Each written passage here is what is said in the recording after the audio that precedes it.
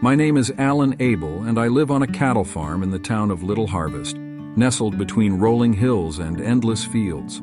My family consists of my wife, Beck, our 11-year-old daughter, Harper, and our 8-year-old son, Aiden. Life here is serene, and I've always been a man of simple pleasures, a hard day's work under the sun, and a peaceful dinner with my family. One evening, as we sat down to dinner, Harper began chattering about strange occurrences in our neighborhood.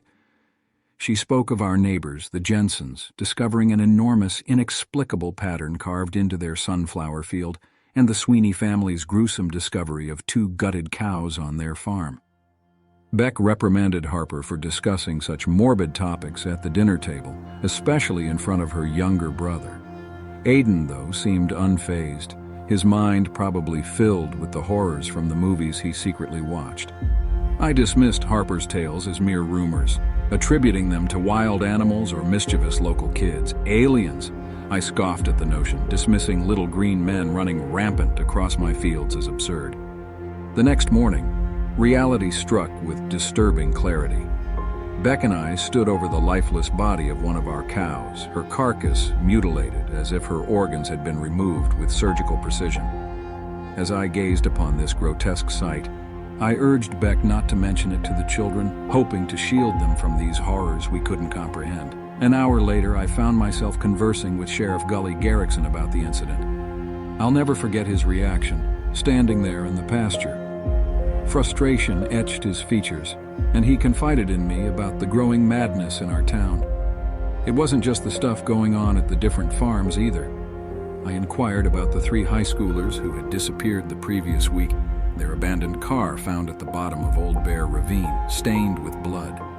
Gully shook his head, voicing his grave concerns, but also showing a determination to unravel the mystery plaguing our farmers. That night, driven by fear and the need to protect my family, I embarked on a solitary journey, clutching my rifle and flashlight. I must have walked around for about an hour, seeing nothing unusual. I was about to head back up to the house when rustling leaves and furtive footsteps echoed from the woods at the edge of our property. I cautiously aimed my flashlight toward the source of the sounds, but the eerie silence hung heavy around me. I stood like that for a good minute, the anticipation growing. Something was there, and I knew it. Not even 15 feet away, I was going to wait it out. Harper was suddenly there beside me. Her unexpected presence startled me. I scolded her for venturing out alone.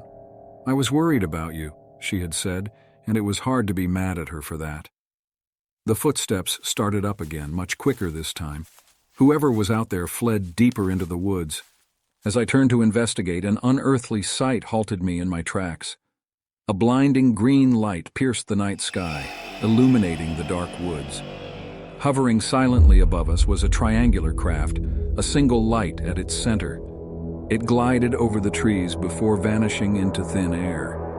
Harper and I were paralyzed, our senses overwhelmed by the inexplicable. Yet another craft appeared above my pasture, and instinctively I raised my rifle. But before I could react, Harper was ripped away from me, pulled into the inky darkness by an unseen force.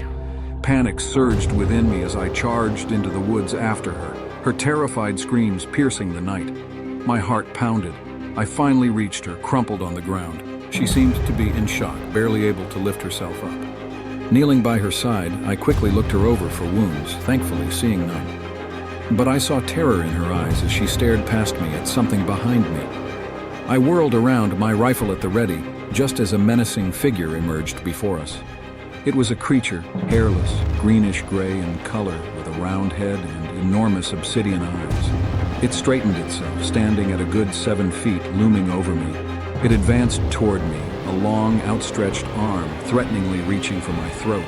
With trembling hands, I fired, the gunshot echoing through the forest, sending the alien collapsing backward in a heap.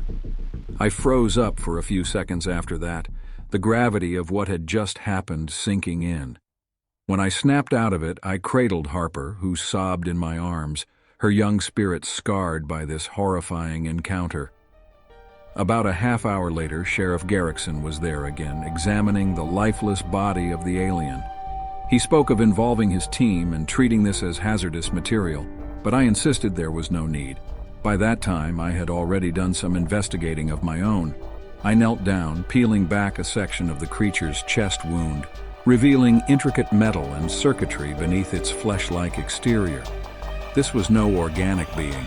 It was a creation more advanced than anything we'd ever seen or heard of. Gully, usually a man of the law, suggested that we keep this incident between ourselves. Something in his gut had told him to. Would that be the lawful protocol in a situation like this? I asked, knowing the answer already. He merely said, "Nope," and that was good enough for me. In the days that followed, the once peaceful town of Little Harvest continued its descent into madness and eerie uncertainty. Reports of similar incidents persisted: the crop vandalism and animal mutilations, the strange lights in the night sky, and the not-so-little green men.